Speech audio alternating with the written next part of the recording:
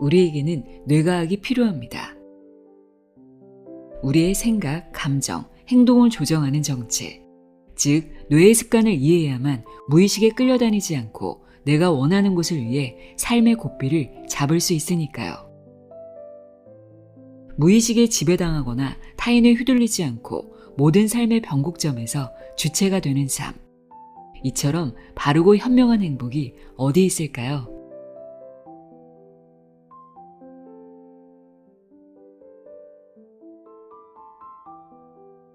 안녕하세요. 나의 소리책 갈피 소리내어 읽다입니다.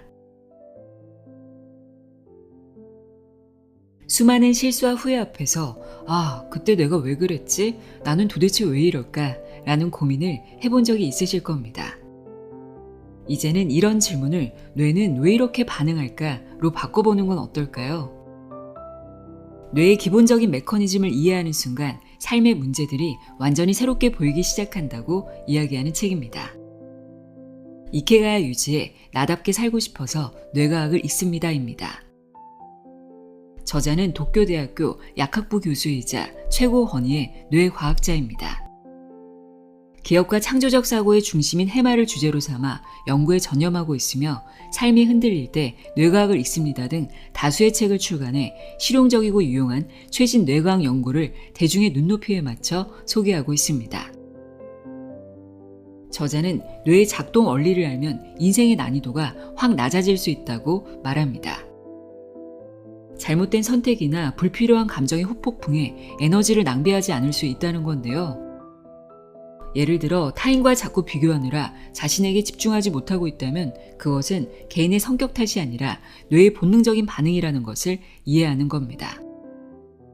연구에 따르면 사람들이 다른 사람의 성공을 볼 때 불안이나 위협을 감지하는 전대상 피질과 편도체가 활성화된다고 하는데요. 심지어 타인이 불행해졌을 때는 뇌의 보상중추가 활성화되어 은근한 쾌감을 느낀다고 합니다. 결국 타인과 자신을 비교하고 감정이 요동치는 것은 무의식적으로 뇌가 원래 그렇게 작동하도록 설계되어 있기 때문입니다. 이 책에는 이렇게 생각, 감정, 행동을 결정짓는 24가지 뇌의 습관을 설명하며 우리가 스스로를 탓하며 괴로워했던 문제들의 원인을 뇌과학적으로 밝혀줍니다. 이 책의 중요한 메시지는 우리 뇌가 단순히 나를 조정하는 존재가 아니라 알고 활용하면 내 편이 될 수 있다는 점, 불필요한 감정 낭비 없이 좀 더 주체적으로 살아갈 수 있다는 점입니다. 오늘 전해드릴 내용은 가장 흥미롭게 읽은 부분인데요. 무의식 속의 내가 진짜 나라는 것, 나이 들수록 행복해지는 과학적인 이유, 웃으면 복이 온다는 말이 사실인 이유 읽어드립니다. 나답게 살고 싶어서 뇌과학을 읽습니다. 귀 기울여 들어보세요. 세상의 모든 지혜를 읽어드리는 소리내어 읽다. 구독과 좋아요, 공유는 큰 힘이 됩니다.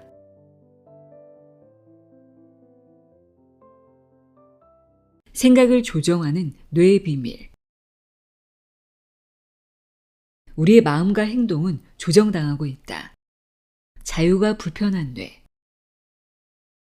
인간의 행동은 어디까지 자유로울 수 있을까요?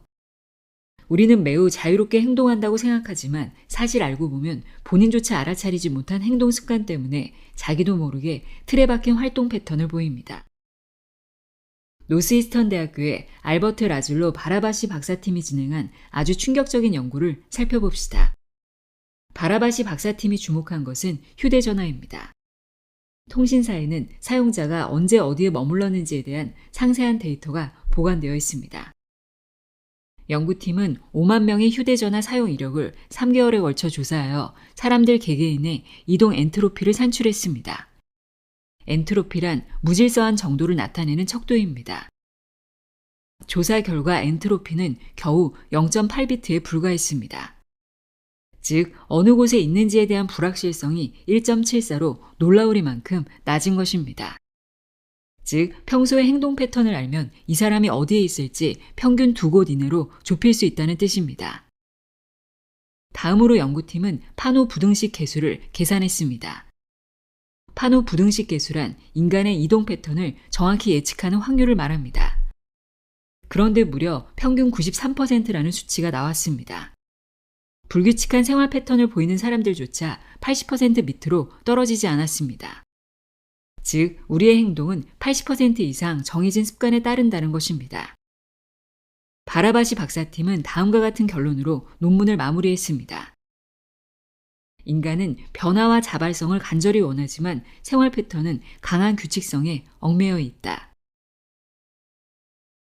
인간이 가진 사고의 함정. 그렇다면 자유의지란 대체 무엇일까요? 저는 의지가 뇌에서 만들어지는 것이 아니라 주위 환경과 신체 상황에 따라 결정된다고 생각합니다. 그리고 이러한 생각은 앞으로 책에서 소개할 뇌의 이야기 속에 녹아 있습니다. 예를 들어 갖고 싶은 물건을 손가락으로 가리켜 주세요 라고 하면 오른손잡이인 사람은 아마 오른손가락으로 가리킬 것입니다. 이때 왼손과 오른손 중 어느 손으로 가리킬지는 자유인이 본인의 의지로 오른손을 선택했다고도 할 수 있습니다. 그러나 이 선택이 정말로 의지에 의한 것일까요? 이는 습관에 의한 것이지 의지에 의한 것이라 보기는 어렵습니다. 그래서 다음에는 왼손과 오른손 중 하나를 선택해 가르쳐 주세요 라고 부탁했습니다. 그러니 이번에는 오른손을 사용하는 비율이 60%로 줄었습니다. 이 변화는 의지에 의한 것일까요? 이건 역시 부탁을 받았기 때문에 일어난 변화이므로 외부 음성에 대한 단순한 반사라 해석할 수 있습니다. 제가 반사라는 표현을 사용하는 이유는 오른손 사용률이 감소한 것이 의도적으로 사용하지 않아서라기보다 부탁을 받았기 때문에 나오는 자동적인 반응이라 생각하기 때문입니다. 단, 여기서 말하는 반사란 고전적 의미의 반사가 아니라는 점을 주의해야 합니다. 척추 반사 같은 단순한 반응뿐 아니라 그 상황에서 야기되는 한정적이고 자동적인 반응 전반을 뜻한다는 넓은 의미에서 반사라는 단어를 사용했습니다. 그래서 경험에 의해 반사 방식이 바뀌는 일은 충분히 있을 수 있습니다. 아니, 오히려 변화 방향이 주위에서 봤을 때 바람직하다고 느낄 경우 사람들은 이를 반기며 편의상 학습이나 성장으로 표현합니다. 앞서 소개한 실험에서 주목해야 할 점은 본인은 어디까지나 내 의지로 왼손을 선택했다라고 확신하고 있다는 것입니다. 그러므로 당사자는 자유가 있었다라고 느낍니다. 정말로 이 변화가 반사일 뿐 의지가 아니라면 이건 내 의지였다라는 느낌은 대체 어디에서 오는 걸까요? 하버드 대학교의 알바로 파스쿠알 레오네 박사팀은 이 실험이 진행되는 동안 경두개 자기 자극법을 사용해 두개골 외부에서 우뇌에 자기 자극을 주었습니다.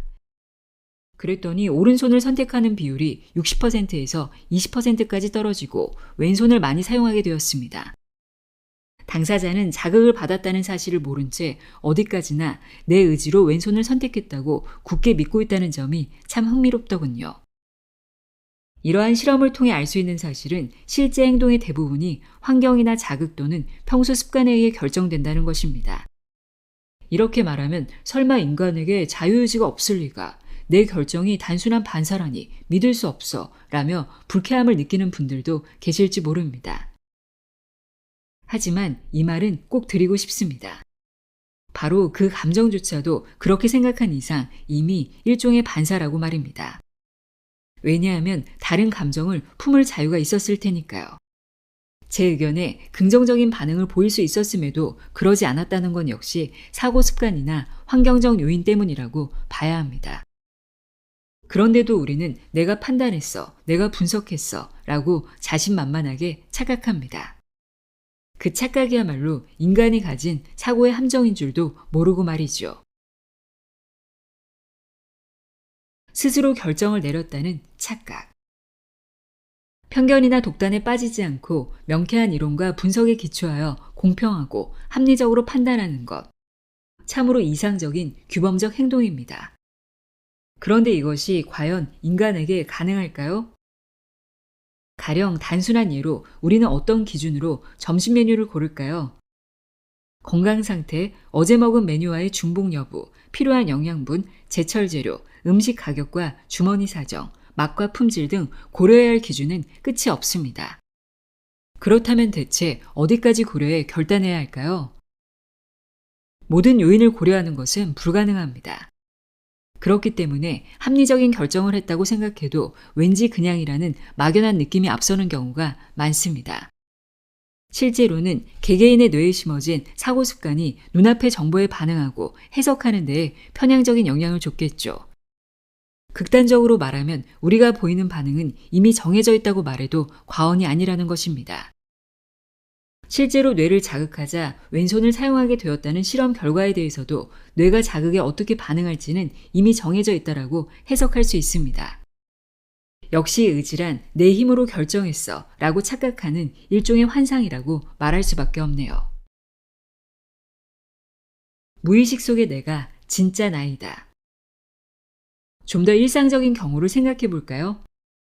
양손에 옷을 들고 뭐가 더 나아? 라고 묻는 여성이 있습니다. 상대방의 센스를 시험하려는 걸까요? 연인이라면 옷가게에서, 부부라면 출근 전에 많이 볼 수 있는 상황입니다. 남자들은 대부분 이 질문에 어떻게 대답해야 할지 몰라 꽤 곤란해합니다. 친구에게 이런 말을 들은 적이 있습니다. 이 질문에 대한 최고의 대답은 이미 마음속으로 다 정해졌으면서 뭘 물어? 라며 여유 넘치는 미소로 받아치는 것이라고요. 이 말을 듣고 오, 대단한데? 라며 감탄했는데 이를 뒷받침하는 과학적 데이터가 실제로 나오는 것을 보면 참 재미있더군요.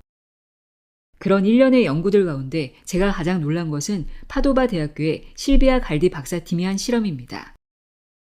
갈디 박사팀에 의하면 본인은 아직 결정을 못 내렸다고 생각해도 그 사람의 자동 연상을 측정하면 이미 무엇으로 결정했는지 맞힐 수 있다고 합니다. 자동 연상이란 사물과 언어에 대한 반사를 말합니다.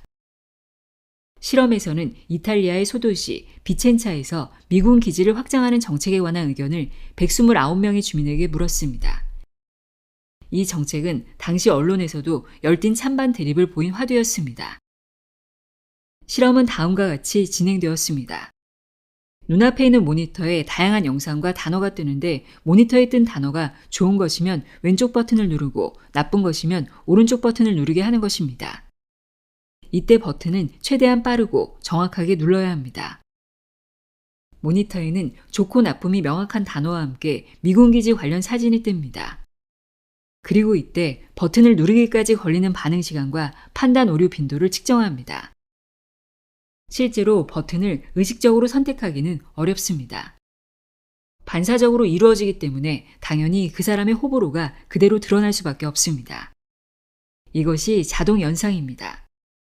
미군 기지에 대하여 그 사람이 가진 무의식적인 생각을 엿볼 수가 있지요. 그런 실험을 통해 사고의 연합 습관을 조사하면 당사자가 아직 찬반 결정을 내리기 어렵다고 느껴도 최종적으로 어느 쪽을 지지할지 사전에 높은 확률로 예측할 수 있습니다. 미군 기지 사진을 봤을 때 어떻게 반사하는지를 보면 됩니다. 즉 본인은 자각하지 못하지만 무의식 속에서는 이미 찬반에 대한 결정을 내렸다는 말이죠. 그런데 자동 연상으로 나타나는 경향은 본인의 의식 영역에 존재하는 신념과는 거의 관련이 없다는 것이 중요합니다. 다시 말해 의식적으로는 미군기지 확장에 호의적이지만 잠재적으로는 반기지 않는 경우도 있다는 뜻입니다. 이럴 때는 보통 무의식이 내린 결정이 최종 판단에 반영되었습니다. 때때로 의식과 무의식은 괴리를 보입니다. 그리고 무의식 속의 내가 진짜 나입니다. 여기서 중요한 점은 결단을 내린 후에 왜 미군기지 확장에 찬성했느냐고 물으면 현재 이탈리아와 미국의 정치 상황과 외교를 생각했을 때 등과 같이 자신만만하게 이유를 만들어낸다는 것입니다. 뉴스를 접했을 때 어떤 감정 반응을 보일지는 그 사람의 지식과 과거 경험에 의해 이미 정해져 있는데 누군가 이유를 물었을 때 그냥 반사적으로 대답한 것이다 라고 말하는 사람은 아무도 없습니다. 인간은 자신이 한 행동의 의미를 무의식적으로 위조하는 습관이 있거든요. 머리가 좋다는 말의 진짜 의미. 인간은 스스로에 대해 무자각하다는 사실에 무자각하다. 버지니아 대학교의 티모시 윌슨 박사가 한 말입니다. 우리는 자신의 마음이 어떻게 작동하는지를 직접 알 수 없습니다. 인간은 자기 자신에게 타인이기 때문이죠. 이러한 연구 성과가 나오면 나올수록 의식의 영역 속에 있는 나를 너무 과신하지 말고 겸허한 마음을 가져야겠다는 생각이 듭니다. 이와 동시에 지금 진지하게 고민하는 것이 있더라도 어차피 무의식의 나는 결정을 내렸잖아 라고 생각하면 마음이 한결 편해집니다. 애초에 우리에게 자유 따위는 없으니까요. 뇌라는 자동 판정 장치에 맡기면 되니 얼마나 편합니까? 물론 자동 판정 장치가 올바른 반사를 할지는 본인이 과거에 얼마나 좋은 경험을 했느냐에 달려 있습니다. 그래서 저는 잘 사는 것은 곧 좋은 경험을 하는 것을 의미한다고 생각합니다. 그래야 좋은 습관이 생길 테니까요. 머리가 좋다는 표현에는 다양한 의미가 포함되어 있어 일률적으로 정의하기는 어렵지만 저는 적합한 반사를 하는 능력이 있다로 해석합니다. 그때그때 상황에 맞게 적절한 행동을 취할 수 있느냐를 보는 것입니다. 저는 공경에 처해도 적절한 결단을 내림으로써 현명하게 헤쳐나갈 수 있는 사람, 커뮤니케이션을 할 때 순간적인 판단으로 적절한 발언과 배려를 할 줄 아는 사람을 보면 저 사람 머리 좋네 라고 생각합니다. 이러한 적절한 행동은 그 당시의 환경과 과거의 경험이 융합되어 형성된 반사입니다. 그러므로 인간의 성장은 반사력을 키우는 것에 집약됩니다. 그리고 적합한 반사를 하려면 좋은 경험을 하는 수밖에 없습니다. 예를 들어 골동품 감정사는 실물을 보기만 해도 이것이 진품인지 가품인지, 만약 진품이라면 예술적 가치가 어느 정도인지 순간적으로 파악할 수 있습니다. 거의 반사나 다름없죠. 진품 여부를 구별하는 능력은 경험이 필요합니다. 그간 얼마나 많은 물건을 봤는지, 얼마나 멋진 작품을 봤는지 등과 같은 귀한 경험은 무엇과도 바꿀 수 없는 소중한 자산이자 적절한 반사력을 키워냅니다. 센스나 직감 등도 모두 경험의 산물입니다. 반대로 나쁜 반사 습관이 몸에 배면 좀처럼 되돌리기 힘듭니다. 처음부터 자기만의 방식으로 테니스나 골프를 치는 바람에 이상한 버릇이 생기면 나중에 제대로 훈련을 받아도 잘못된 자세나 버릇을 교정하기가 매우 힘든 것과 마찬가지지요. 실제로 뇌가 작동하는 원리를 보면 신체 운동과 직감은 둘 다 절차 기억에 해당합니다. 그래서 전 잘 살기 위해서는 좋은 경험이 최고라고 생각합니다. 이 문제에 대한 이해를 돕기 위해 지금부터 의지와 자유에 대해 좀 더 자세히 살펴보겠습니다. 뇌에게 자유란 무엇일까? 의지는 어디에서 생겨나는 것일까요? 다시 이 질문으로 돌아가 봅시다. 애초에 뇌는 자유를 무엇이라 생각할까요? 그런 철학적인 물음에 정면으로 도전하는 실험으로 독일 막스 플랑크 연구소에 존 딜러 헤인즈 박사팀의 연구가 있습니다. 실험은 다음과 같은 순서로 진행됩니다. 일단 양손으로 손잡이를 잡게 하는데 손잡이 상부에는 버튼이 달려 있습니다. 눈앞에 있는 모니터에선 알파벳이 0.5초마다 K, T, D, Q, V와 같이 무작위로 뜨고 있고 피험자는 알파벳이 0.5초마다 바뀌는 것을 보다가 원하는 때에 양손의 버튼 중 하나를 누릅니다. 버튼을 누르고 싶을 때 누르는 것이 전부인 실험입니다. 그리고 눌러야지라는 의지가 생긴 순간 어떤 알파벳이 표시되었는지 기억하도록 합니다. 예를 들어 알파벳 Q가 나왔을 때 오른쪽 버튼을 누르고 싶었다와 같이 말이죠. 그리고 이 작업을 하는 뇌를 모니터링합니다. 버튼을 누르고 싶어하는 마음이 언제 어디서 생기는지, 즉 자유의지의 근원을 찾으려는 것입니다. 당연히 누르고 싶다는 마음이 생기니까 그 마음을 따라 버튼을 누르는 행위가 일어나는 것일 텐데 그렇다면 그 감정 자체는 어떻게 생겨나는 걸까요? 결과는 충격적이었습니다. 누르고 싶다는 마음이 들기 전에 이미 뇌가 활동을 시작한 것입니다. 누르려는 의지를 인지하기 전에 무의식의 뇌는 이미 의지의 원형을 만들어내고 있었습니다. 물론 이러한 뇌의 사전 활동이 의지와 관련이 있을 수는 있지만 그렇다고 원인이라는 보장은 없다고 반론할 수 있습니다. 하지만 우리의 마음과 행동이 뇌의 활동인 이상 의지 또한 뇌의 활동의 결과일 수밖에 없습니다. 이러한 관점을 더욱 확장하면 다음과 같습니다. 뇌가 어떠한 활동을 했다는 것은 그 활동을 하게 한 근원적인 활동이 뇌의 어딘가에서 이루어졌음을 의미합니다. 무슨 활동이든 원인, 즉 그 이전의 활동이 있기 마련입니다. 무에서 유가 나올 수 없으니까요. 누르려는 의지가 생겼다면 그 이전에 누르려는 의지 자체를 준비하는 사전 활동이 뇌 어딘가에서 먼저 나타나야 정상입니다. 의식에 나타나는 자유로운 마음은 그럴듯한 환각이다. 그렇다면 우리 뇌는 얼마나 일찍 준비를 시작할까요? 놀랍게도 헤인즈 박사팀의 연구 결과에 의하면 평균 7초 전부터 활동을 개시한다고 합니다. 빠른 경우는 10초 전에 준비 활동이 나타납니다. 즉, 뇌를 관찰하는 연구자는 당신은 10초 후에 오른쪽 버튼을 누르려고 할 것입니다. 라고 의지의 발생을 예고할 수 있다는 것입니다. 이때 가장 먼저 준비를 시작하는 곳은 보조 운동 영역이라 불리는 뇌 부위, 즉 운동을 프로그래밍하는 장소입니다. 여기에서는 버튼을 누르는 손이나 팔 근육의 움직임이 준비됩니다. 한마디로 버튼을 누르기 위한 준비를 일단 뇌에서 먼저 시작하고 잠시 후 눌러야겠다는 감정이 뒤이어 생겨나는 것입니다. 버튼을 누르고 싶어졌을 때는 이미 뇌 안에서 누를 준비를 모두 마친 상태입니다. 그러면 자유의지란 대체 무엇일까요? 우리가 의식하는 자유로운 마음이 잘 만들어진 환각에 불과하다는 것은 분명합니다. 의지는 어디까지나 뇌 활동의 결과이지 원인은 아니지요. 참고로 보조 운동 영역이 손상된 환자를 보면 스스로 손발을 움직이거나 말을 하지 않고 본인의 의도와 관계가 없는 움직임을 자주 보입니다. 이러한 사실만 봐도 보조 운동 영역이 의도의 원천임을 알 수 있습니다. 최근에 이루어진 또 다른 연구가 있습니다. 자유의지는 없다라는 것을 알면 인간의 반응이 어떻게 변할지를 조사한 것입니다. 프랜시스 크릭의 저서 놀라운 가설 중 자유의지를 부정하는 유명 구절을 읽도록 했더니 운동 준비 활동이 약해졌다는 사실이 밝혀진 것이죠. 모니터에 뜬 계산 문제를 풀도록 하는 테스트에서도 재미있는 측면이 발견되었습니다. 미네소타 대학교의 캐슬린 보스 박사팀이 한 실험입니다. 이 실험은 중간중간 모니터에 순간적으로 답이 뜨도록 했습니다.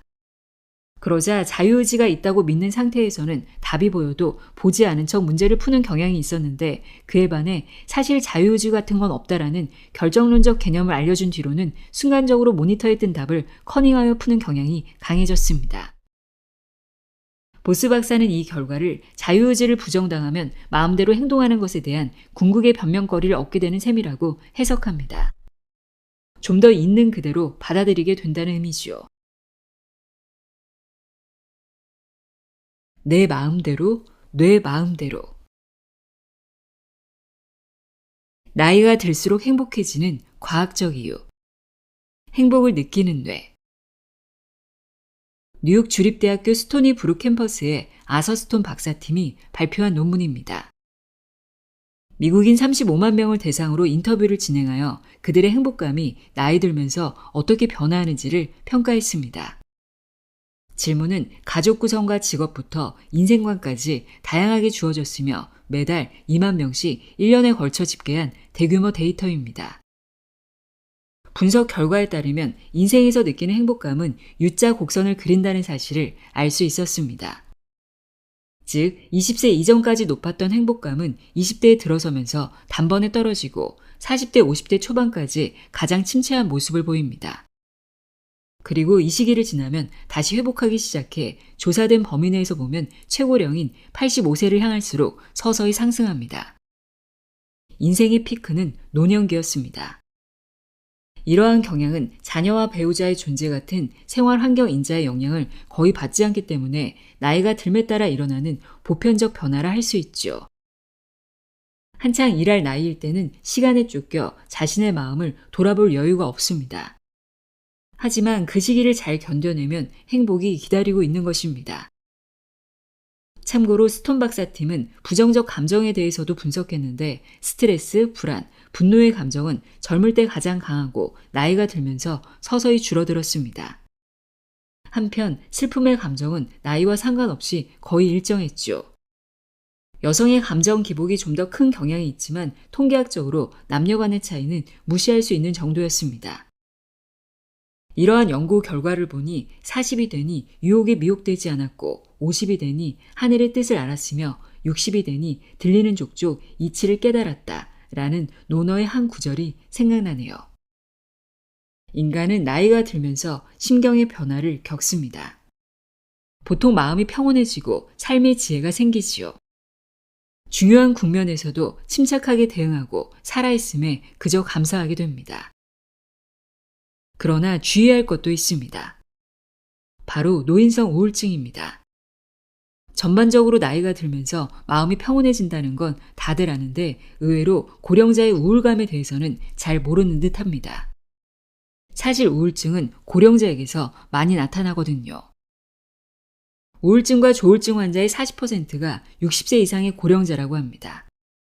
단 이는 치료를 받은 환자 수이므로 실제로는 일본 국내에만 100만 명의 고령자가 집계에서 누락되었을 것이라는 지적도 있습니다. 노인성 우울증을 쉽게 알아채지 못하는 이유는 치매와 구별하기 힘들기 때문입니다.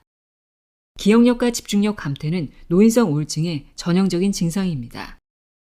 예전보다 머리 회전이 빨리 되지 않는다고 느끼는 사람들 중 대부분은 우울증일 가능성이 있습니다. 물론 우울증은 치매 치료법으론 회복되지 않으니 주의가 필요합니다. 나이가 들면 정년 퇴임을 하여 환경이 바뀌거나 자녀가 독립하거나 배우자를 먼저 떠나보내는 상황이 찾아오기도 합니다. 본인의 건강도 걱정이 될 테고요. 하지만 이러한 정신적 변화와 사회적 변화만이 우울증의 원인이라 볼 수는 없습니다. 왜냐하면 노인성 우울증은 젊은 사람들이 겪는 우울증과는 달리 약을 먹으면 낫는 비율이 높기 때문입니다. 약으로 낫는다는 말은 신경의 변화라기보다는 생물학적 변화가 원인일 가능성이 높다는 뜻이지요. 신경 전달 물질이 감소하는 등의 기질적인 변화 말입니다. 치매와 구별하는 방법이 있긴 합니다. 치매는 연 단위로 서서히 진행되는 데 비해 노인성 우울증은 진행 속도가 빠르거든요. 몇 달 만에 증세가 심해졌다면 일단은 노인성 우울증을 의심해 보는 것도 좋겠지요. 나이가 들면서 변화하는 부정성 편향. 나이가 들면 뇌의 활동 패턴은 어떻게 변화할까요? 최근 그와 관련된 연구가 활발히 이루어지고 있습니다. 콜로라도 대학교의 스테이시 우드 박사팀의 연구부터 소개하겠습니다. 우드 박사팀은 20세 전후의 청년층과 55세 이상의 시니어층을 대상으로 다양한 영상을 봤을 때의 반응을 뇌파계로 측정했습니다. 이때 사용한 영상은 크게 세 종류입니다. 맛있어 보이는 초콜릿 아이스크림, 아름다운 석양 등 긍정적 감정을 불러일으키는 사진, 의자, 포크 등 중립적인 사진, 그리고 도로 위의 고양이 사체, 충돌 사고가 난 자동차 등 부정적 감정을 불러일으키는 사진입니다. 이 사진들은 모두 뇌에 어떠한 반응을 유도했는데 청년층은 부정적 사진에 강하게 반응하는 경향이 있었습니다. 우드 박사팀은 이를 부정성 편향이라고 부르고 혐오감과 동요를 반영한다고 생각했습니다. 한편 시니어층은 긍정적 사진이든 부정적 사진이든 비슷하게 반응하였고 부정성 편향이 나타나지 않았습니다. 불쾌한 상황에서도 동요하지 않는 것입니다. 콜로라도 대학교의 마이클 키슬리 박사팀은 이 현상을 80년에 달하는 생애 주기 동안 상세하게 조사하여 나이가 들에 따라 조금씩 부정성 편향이 감소한다는 사실을 확인했습니다. 그리고 시니어층이 감정적으로 더 건전하다고 할 수 있다. 반려자를 먼저 떠나보내거나 중병을 앓은 경험이 있는 사람일수록 부정성 편향을 덜 보였다라고 말했습니다. 스탠포드 대학교의 마라 매더 박사팀은 편도체라는 곳에 주목했습니다. 편도체는 감정을 관장하는 곳인데 일반적으로는 공포나 불안 같은 부정적 감정에 더 많이 관여한다고 알려져 있습니다. 하지만 시니어층의 편도체는 오히려 긍정적 사진을 봤을 때 강하게 활성화되었다고 합니다. 즉, 시니어층의 경우에는 편도체가 긍정적인 감정을 낳고 있는 것입니다. 뇌를 내 편으로 만들기. 웃으면 복이 온다는 말이 사실인 이유. 미소 짓는 뇌. 우리는 별것 아닌 미소 하나가 얼마나 엄청난 일을 할 수 있는지 알지 못한다. 마더 테레사가 한 말입니다. 웃음의 효과는 오래전부터 수많은 심리학적 연구가 이루어졌습니다. 즐거운 감정은 문제 해결력과 기억력, 집중력을 높여주는 효과가 있음이 밝혀졌지요. 웃으면 복이 온다는 말은 웃음을 적극적으로 이용하면 좀 더 나은 삶을 살 수 있다는 의미 아닐까요? 웃음의 효과로 먼저 사회적 영향력이 지대하다는 점을 꼽을 수 있습니다. 웃는 얼굴을 보면 기분이 좋아지는 것은 사람들의 공통된 심리입니다. 어지간히 비뚤어진 성격이 아니고서야 즐거워하며 웃는 사람을 보고 기분 나빠할 사람은 없습니다. 그리고 또 하나, 웃음은 전염됩니다. 이와 관련된 기묘한 실험이 진행됐습니다. 평생 웃음기 없이 무뚝뚝한 표정이라 친해지기 어려운 유형의 사람을 웃게 하려면 어떤 방법이 좋을지에 관한 실험입니다. 아무리 웃긴 유머라도 100% 웃는다는 보장은 없고 오히려 기분을 상하게 할 수도 있지요. 실험을 통해 밝혀진 사실은 무뚝뚝한 사람 옆에 앉아서 그냥 아무 이유 없이 깔깔 웃는 것이 가장 확실한 방법이었다는 것입니다. 웃는 얼굴에 침 못 뱉는다 라는 속담이 있습니다. 웃음의 힘을 보여주는 속담입니다. 웃음은 소통을 할 때 우리가 휘두를 수 있는 가장 강한 무기입니다. 웃으니까 즐거운 것이라는 역인과관계. 그런데 연구가 진행되는 과정에서 웃음은 그것을 보는 사람뿐 아니라 웃음 짓는 사람에게도 긍정적인 심리 효과를 가져다 준다는 사실이 밝혀졌습니다. 오토 폰 귀리케 마그데 부르크 대학교의 토마스 민테 박사팀의 논문을 한번 볼까요? 여성이 젓가락을 입에 물고 있는 그림이 있습니다. 왼쪽 그림은 젓가락을 가로로 눕혀 이로 물고 있고 오른쪽 그림은 젓가락을 세로로 세워 입술로 물고 있습니다. 젓가락을 가로로 물 때는 표정근의 사용 방식이 미소 지을 때와 비슷합니다. 웃고 있지 않아도 강제적으로 미소 짓는 듯한 표정이 되지요. 반면에 세로로 물 때는 침울한 표정이 됩니다. 민테 박사팀은 미소와 비슷한 표정을 지으면 도파민계 신경세포 활동이 변화한다는 사실을 발견했습니다. 도파민은 뇌 보상중추, 즉 쾌락과 관련이 있는 신경 전달 물질이므로 즐거워서 웃는다기보다 웃으니까 즐겁다는 역인과가 우리 뇌에 존재함을 알 수 있습니다. 실제로 그림과 같이 두 가지 표정을 지은 상태로 만화를 본 뒤 만화가 얼마나 재밌었는지 점수를 매기게 했더니 같은 만화를 봤음에도 젓가락을 가로로 물고 있는 경우에 점수가 더 높았다고 합니다. 그런데 이보다 더 놀라운 일이 있습니다. 다음에 나오는 단어 리스트를 한번 볼까요? 맛있다, 죽음, 친절, 칭찬하다, 패배하다, 웃다, 실패, 어둠, 놀이공원. 이 단어들이 즐겁다와 슬프다, 둘 중 어떤 감정에 속하는지를 분류하겠는데 젓가락을 가로로 물면 즐거운 단어를 판별해내는 시간이 슬픈 단어를 판별해내는 시간보다 짧았습니다. 즉, 웃음이 즐거운 것을 찾아내는 능력을 향상시킨다는 의미입니다. 웃음이 밝고 유쾌한 것을 모으는 역할을 한다니 무슨 소리인가 싶지요.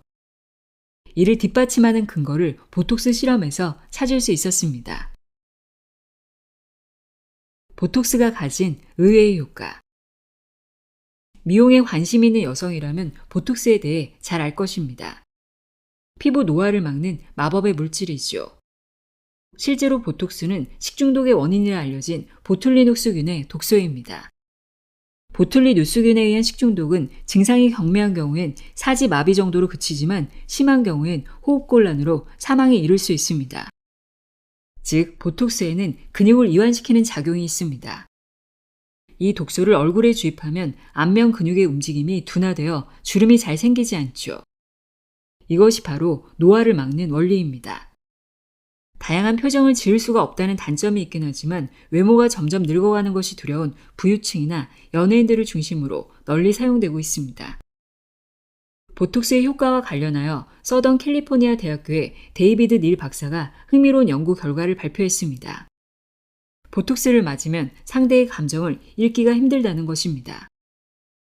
닐 박사는 총 126명의 참가자에게 다양한 표정 사진을 보여주고 즐겁다, 슬프다 등의 감정을 읽게 했습니다. 그 결과 얼굴에 보톡스를 맞으면 표정을 읽는 능력이 떨어진다는 사실을 알 수 있었습니다. 닐 박사는 이러한 결과에 대해 무의식 중에 상대의 표정을 모방하면서 상대의 감정을 해석하기 때문이라고 설명합니다. 미소 짓는 사람을 보면 누구나 저 사람 되게 즐거운가 보다 라고 느낄 것 같지만 사실 그렇지 않다는 것입니다. 아기를 보면서 미소를 지으면 아기도 미소로 답해줍니다. 이러한 사실에서도 알 수 있듯이 우리 인간은 원래 상대의 행동을 따라하는 습성이 있습니다. 특히 공감하는 상대라면 무의식적으로 상대와 비슷한 동작을 취합니다. 표정을 보고 감정을 읽어낼 때도 가령 미소를 짓는 상대를 보면 자신도 모르게 그 표정을 슬며시 따라하게 됩니다. 그러면 웃음의 효과로 자신도 즐거워지지요.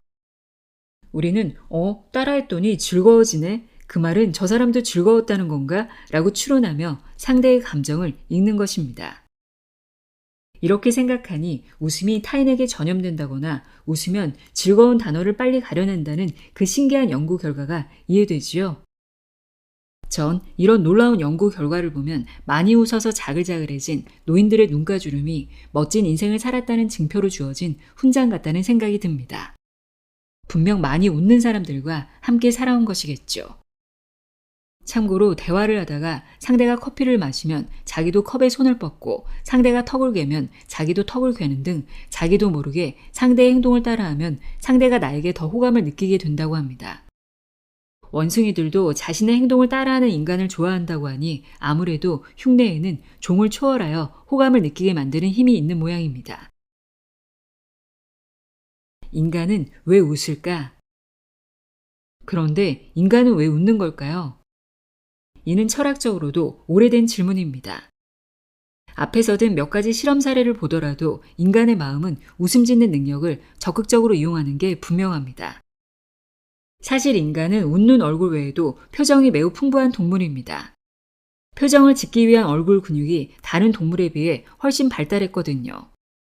다채로운 표정은 타인과 소통하는 데 도움이 되는 것은 물론이고 앞서 설명했듯이 표정을 짓는 본인에게도 영향을 줍니다. 즉, 감정을 표현하는 행위 자체에 의미가 있다는 뜻입니다. 약 140년 전에 찰스 다윈이 비슷한 지적을 했는데 당시에는 과학적으로 증명하기가 어려웠습니다. 이에 관해 최근에 이루어진 상징적 연구로는 토론토 대학교의 심리학자 조시아 서스킨드 박사팀의 실험이 있습니다. 서스킨드 박사팀은 공포와 혐오 표정에 대한 실험을 진행했습니다. 대부분 잘 모를 테지만 공포와 혐오는 둘 다 부정적인 감정이지만 표정은 대조적입니다. 근육을 쓰는 방식이 정반대이기 때문이죠. 얼굴 그림 속의 화살표 방향을 보세요. 서스킨드 박사팀은 피험자에게 각각 공포에 질린 표정과 혐오하는 표정을 짓게 하고 그때 일어나는 다양한 신체적 변화를 조사했습니다.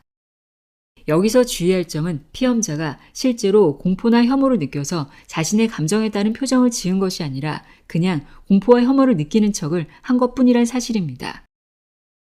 흥미롭게도 공포에 질린 표정을 짓자 시야가 넓어지고 동공이 빠르게 움직여 멀리 있는 표적을 쉽게 찾아낼 수 있었습니다. 그리고 콧구멍이 커지고 호흡도 가빠졌습니다. 한편 혐오하는 표정을 짓자 그와 반대로 시야가 좁아지고 콧구멍이 좁아지며 지각 능력이 떨어졌습니다. 이는 합리적인 변화입니다. 공포를 느낄 때 그에 대비하기 위해 외부를 향한 안테나가 민감해지는 것은 너무도 당연하고 중요하니까요. 반면에 혐오를 느낄 때는 감각이 입력되지 않게 차단하는 편이 좋습니다. 냄새가 나니까 일단 뚜껑을 덮어두자는 작전이죠. 즉, 이 실험 결과는 공포에 대한 준비는 공포의 감정 그 자체가 아니라 공포에 질린 표정을 지어야 비로소 시작된다는 것을 보여줍니다. 이처럼 얼굴 표정은 본인의 정신과 신체 상태에도 영향을 미칩니다. 이것이 바로 안면 피드백이라 불리는 효과이지요. 누구도 반박할 수 없는 검증 결과를 내기엔 아직 실험적인 어려움이 존재하지만 안면 피드백 가설을 뒷받침하는 연구 결과는 서스킨드 박사팀의 연구 외에도 많습니다. 자세를 바르게 하면 자신감이 생긴다. 그런데 표정만 중요한 것이 아닙니다. 자세도 중요합니다. 의자 등받이에 등을 곧게 편 상태로 앉아보세요. 자세를 바르게 하면 왠지 모르게 기분이 좋아지거든요. 일본에서는 유도, 궁도, 다도와 같이 뒤에 도를 붙이는 전통이 있습니다. 이렇게 도가 붙은 것들은 공통적으로 자세를 강조합니다. 자세의 중요성에 대한 설명은 예전부터 많았는데 1. 외부에 좋은 인상을 주기 위한 형식미, 2. 깊은 수행의 결과인 정신미, 크게 이 두 가지로 나눌 수 있습니다. 1은 시각적 효과이므로 직감적으로 이해하기 쉽지만 저는 내면을 지향한 2에 좀 더 흥미가 있습니다. 마드리드 자치대학교의 심리학자 파블로 브리뇰 박사팀의 실험 결과를 살펴볼까요? 연구팀은 대학생 71명을 모아 자세가 자기 평가에 미치는 영향을 조사했습니다. 실험은 매우 단순합니다. 학생들을 대상으로 설문조사를 하면서 취업을 대비해서 자신의 장단점을 적어라고 하는 것입니다. 이때 각각 허리를 곧게 펴고 앉은 자세, 구부정하게 앉은 자세로 적게 했습니다. 그랬더니 허리를 곧게 펴고 앉은 자세로 적은 내용이 구부정하게 앉아 쓴 내용보다 확신의 정도가 높음을 알 수 있었습니다. 즉, 자신이 쓴 내용에 대해 정말로 그렇게 생각한다라고 강한 확신을 보인 것입니다. 참고로 쓴 내용과 항목수는 어떤 자세로 쓰든 차이가 없었습니다. 다시 말해 자세를 바르게 하면 자기 평가 내용 그 자체가 아니라 자신이 낸 답안에 느끼는 자신감의 정도가 달라지는 것입니다.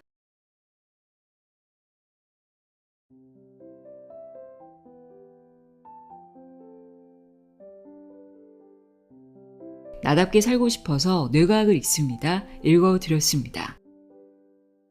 오늘 전해드린 내용이 여러분이 나답게 살아가는데 좀 더 주체적으로 삶을 살아가는데 도움이 되었으면 하는 바람입니다. 오늘도 함께 해주셔서 고맙습니다.